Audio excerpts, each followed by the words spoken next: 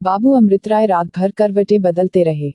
ज्यों-ज्यों उन्होंने अपने नए इरादों और नई उमंगों पर विचार किया, त्यों-त्यों उनका दिल और भी दृढ़ होता गया और भोर होते-होते देशभक्ति का जोश उनके दिल में लहरें मारने लगा। पहले कुछ देर तक प्रेमा से नाता टूट जाने की चिंता इस लहर पर बांध का काम करती रही, मगर अंत में लहरें ऐसी उठी कि वह बांध टूट गया। सुबह होते ही मुंह हाथ धो, कपड़े पहन और बाइसिकल पर सवार होकर अपने दोस्तों की तरफ चले। पहले पहल मिस्टर गुलजारीलाल B.A.L.L.B. के यहाँ पहुंचे। यह वकील साहब बड़े उपकारी मनुष्य थे और सामाजिक सुधार का बड़ा पक्ष करते हैं।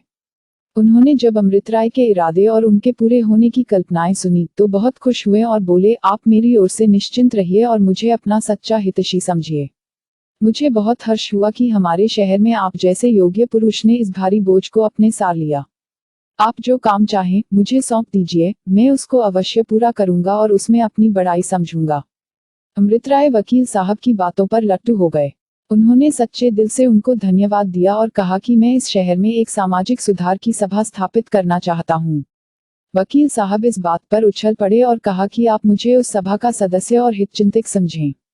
मैं उसकी मदद दिलोजान से करूंगा। अमृत राय इस अच्छे शगुन होते हुए दाननाथ के घर पहुंचे। हम पहले कह चुके हैं कि दाननाथ उनके सच्चे दोस्तों में थे। वे उनको देखते ही बड़े आदर से उठ खड़े हुए और पूछा, क्यों भाई, क्या इरादे हैं? अमृत राय ने बहुत गंभीरता से जवाब दिया, मैं अपने इरादे आप पर प्रकट कर चुका हूँ और आप जानते हैं कि मैं जो कुछ कहता हूँ वह कर दिखाता हूँ। बस आपके पास केवल इतना पूछने के लिए आया हूँ कि आप इस शुभ कार्य में मेरी कुछ मदद करेंगे या नहीं। दाननाथ सामाजिक सुधार को पसंद तो करता था, मगर उसके लिए हानि या बदनामी लेना नहीं चाहता था। फिर इस वक्त तो वह लाला बद्री प्रसाद का कृपापात्र भी बनना चाहता था, इसलिए उसने जवाब दिया, अमृत राय, तुम जानते हो कि मैं हर काम में तुम्हारा साथ देने को तैयार हूँ। रुपया, पैसा, समय, सभी से सहायता करूंगा, मगर छिपे छिपे। अभी मैं इस सभा में खुल्लम खुल्ला सम्मिलित होकर नुकसान उठाना उचित नहीं समझता, विशेष इस कारण से कि मेरे सम्मिलित होने से सभा को कोई बल नहीं पहुंचेगा। बाबू अमृत राय ने अधिक वादानुवाद करना अनुचित समझा। इसमें संदेह नहीं कि उनको दाननाथ से बहुत आशा थी, मगर इस समय वह यहाँ बहुत न ठहरे और विद्या के लिए प्रसिद्ध थे। जब अमृत राय ने उनसे सभा संबंध बातें की तो वह बहुत खुश हुए। उन्होंने अमृत राय को गले लगा लिया और बोले, मिस्टर अमृत राय, तुमने मुझे सस्ते छोड़ दिया। मैं खुद कई दिन से इन्हीं बातों के सोच विचार में डूबा हुआ हूँ। आपने मेरे सिर से बोझ उतार लिया। जैसी योग्यता इस काम के करने की आप में है, वह मुझे नाम को भी नहीं।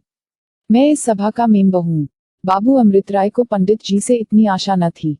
उन्होंने सोचा था कि अगर पंडित जी इस काम को पसंद करेंगे तो खुल्लम खुल्ला शरीक होते झिझकेंगे, मगर पंडित जी की बातों ने उनका दिल बहुत बढ़ा दिया। यहाँ से निकले तो वह अपनी ही आंखों में 2 इंच ऊंचे मालूम होते थे। अपनी अर्थसिद्धि के नशे में झूमते झामते और मूंछों पर ताव देते N.B. आगरावाला साहब की सेवा में पहुंचे मिस्टर अग्रवाला अंग्रेजी और संस्कृत के पंडित थे। व्याख्यान देने में भी निपुण थे और शहर में सब उनका आदर करते थे। उन्होंने भी अमृत राय की सहायता करने का वादा किया और इस सभा का जॉइंट सेक्रेटरी होना स्वीकार किया। खुलासा यह है कि 9 बजते बजते अमृत राय सारे शहर के प्रसिद्ध और नई रोशनी वाले पुरुषों से मिल आए और ऐसा कोई न था जिसने उनके इरादे की प्रशंसा न की हो या सहायता करने का वादा न किया हो। जलसे का समय 4 बजे शाम को नियत किया गया। दिन के 2 बजे से अमृत राय के बंगले पर जलसे की तैयारियां होने लगीं। फर्श बिछाए गए, छत में झाड़, फानूस, हौंडियां लटकाई गईं, मेज और कुर्सियां सजाकर धरी गई और सभासदों के लिए खाने पीने का भी प्रबंध किया गया। अमृत राय ने सभा के लिए एक नियमावली बनाई, एक व्याख्यान लिखा और इन कामों को पूरा करके मेंबरों की राह देखने लगे। 2 बज गए, 3 बज गए, मगर कोई न आया। आखिर 4 भी बजे, मगर किसी की सवारी न आई। हाँ, इंजीनियर साहब के पास से एक नौकर यह संदेश लेकर आया कि मैं इस समय नहीं आ सकता। अब तो अमृत राय को चिंता होने लगी कि अगर कोई न आया तो मेरी बड़ी बदनामी होगी और सबसे लज्जित होना पड़ेगा। निदान इसी तरह 5 बज गए और किसी उत्साही पुरुष की सूरत न दिखाई दी। तब अमृत राय को विश्वास हो गया कि लोगों ने मुझे धोखा दिया। मुंशी गुलजरीलाल से उनको बहुत कुछ आशा थी। अपना आदमी उनके पास दौड़ाया, मगर उसने लौटकर बयान किया कि वह घर पर नहीं है, तो लोग खेलने चले गए। इस समय तक 6 बजे और जब अभी तक कोई आदमी न पधारा तो अमृत राय का मन बहुत मलिन हो गया। ये बेचारे अभी नौजवान आदमी थे और यद्यपि बात के धनी और धुन के पूरे थे, मगर अभी तक झूठे देशभक्तों और बने हुए उद्योगियों का उनको अनुभव न हुआ था। उन्हें बहुत दुख हुआ। मन मारे हुए चारपाई पर लेट गए और सोचने लगे कि अब मैं कहीं मुंह दिखाने योग्य नहीं रहा। मैं इन लोगों को ऐसा कटिल और कपटी नहीं समझता था।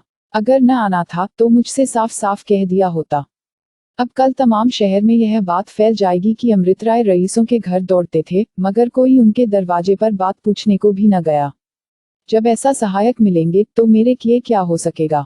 इन्हीं ख्यालों ने थोड़ी देर के लिए उनके उत्साह को भी ठंडा कर दिया। मगर इसी समय उनको लाला धनुषधारी लाल की उत्साहवर्धक बातें याद आईं। वही शब्द उन्होंने लोगों के हौसले बढ़ाते थे, उनके कानों में गूंजने लगे। मित्रों, अगर जाति की उन्नति चाहते हो तो उस पर सर्वस्व अर्पण कर दो। इन शब्दों ने उनके बैठते हुए दिल पर अंकुश का काम किया। चौंक कर उठ बैठे, सिगार जला लिया और बाग की क्यारियों में टहलने लगे। चांदनी छिटकी हुई थी। हवा के झोंके धीरे धीरे आ रहे थे। सुंदर फूलों के पौधे मंद मंद लहरा रहे थे। उनकी सुगंध चारों ओर फैली हुई थी। अमृत राय हरी हरी धूप पर बैठ गए और सोचने लगे। मगर समय ऐसा सुहावना था और ऐसा आनंददायक सन्नाटा छाया हुआ था कि चंचल चित प्रेमा की ओर जा पहुंचा। जेब से तस्वीर के पुर्जे निकाल लिए और चांदनी रात में उसे बड़ी देर तक गौर से देखते रहे। मन कहता था, ओ अभागे अमृत राय, तू क्यों कर जिएगा। जिसकी मूरत आठों पहर तेरे सामने रहती थी, जिसके साथ आनंद भोगने के लिए तू इतने दिनों विरहागिन में जला, उसके बिना तेरी जान कैसी रहेगी। तू तो वैराग्य लिए है, क्या उसको भी वैरागिन बनाएगा। हत्यारे, उसको तुझे सच्चा प्रेम है। क्या तू देखता नहीं कि उसके पत्र प्रेम में डूबे हुए रहते हैं। अमृत राय अब भी भला है, अभी कुछ नहीं बिगड़ा। इन बातों को छोड़ो, अपने ऊपर तरस खाओ, अपने अरमानों को मिट्टी में न मिलाओ। संसार में तुम्हारे जैसे बहुत से उत्साही पुरुष पड़े हुए हैं। तुम्हारा होना न होना दोनों बराबर है। लाला बद्री प्रसाद मुंह खोले बैठे हैं। शादी कर लो और प्रेमा के साथ प्रेम करो। बेचैन होकर, हाँ मैं भी कैसा पागल हूँ।